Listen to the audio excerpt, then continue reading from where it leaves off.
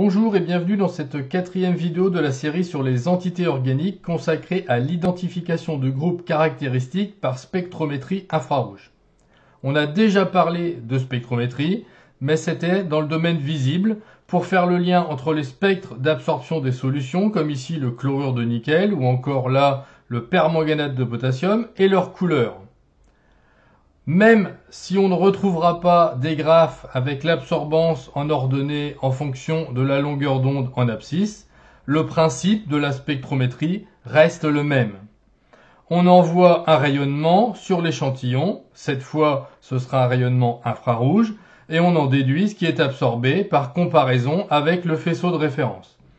Les longueurs d'onde utilisées ici seront de 2,5 à 25 micromètres. Elles correspondent aux énergies de vibration des liaisons.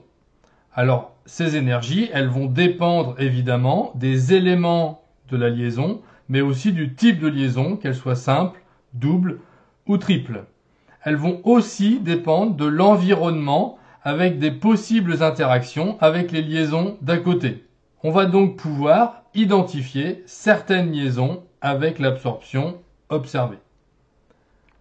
Par rapport à un spectre visible, historiquement, c'est la transmittance qui est représentée en ordonnée. Un creux va donc correspondre à une absorption.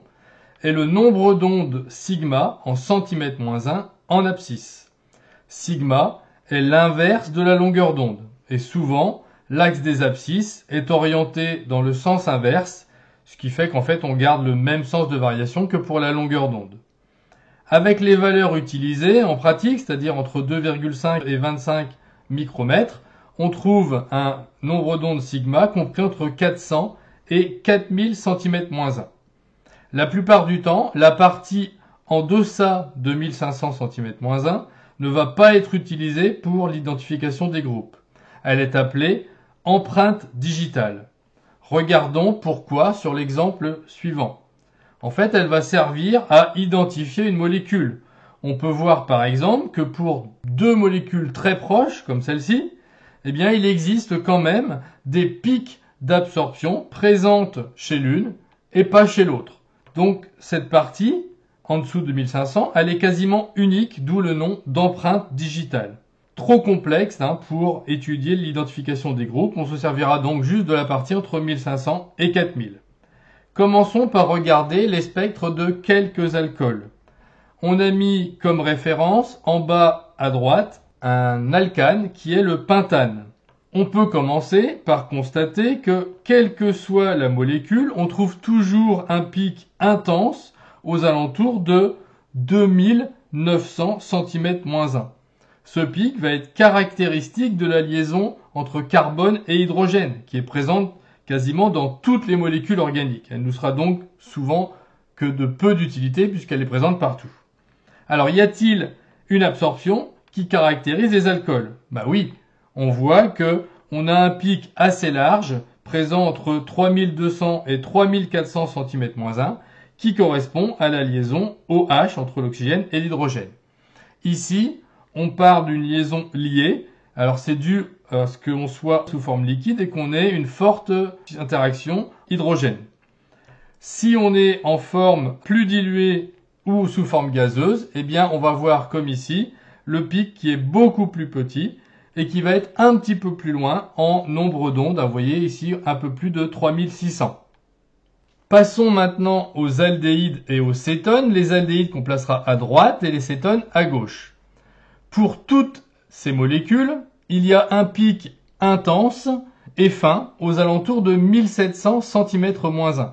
Ce pic est caractéristique de la double liaison CO qui est présente dans toutes ces molécules, qui est repérée ici par le petit trait rouge. Comment peut-on distinguer les aldéhydes des cétones? En fait, les aldéhydes présentent deux pics supplémentaires vers 2700 et 2800 cm-1 qui vont être caractéristiques de la liaison CH du groupe carbonyle que les cétones, elles, ne possèdent pas. Finissons avec les acides carboxyliques. On a gardé en haut à gauche un alcool pour comparaison. On remarque évidemment la bande très large qui va de 2500 à 3400 cm-1 et qui se regroupe même avec celle de la liaison CH. Et elle correspond, cette large bande, à la liaison OH du groupe carboxyle. On retrouve évidemment aussi le pic aux alentours de 1700 cm-1, caractéristique de la double liaison CO. Alors évidemment, toutes ces valeurs ne sont pas à connaître et vous aurez toujours un tableau de ce type qui permettra d'identifier les différentes liaisons présentes dans un spectre.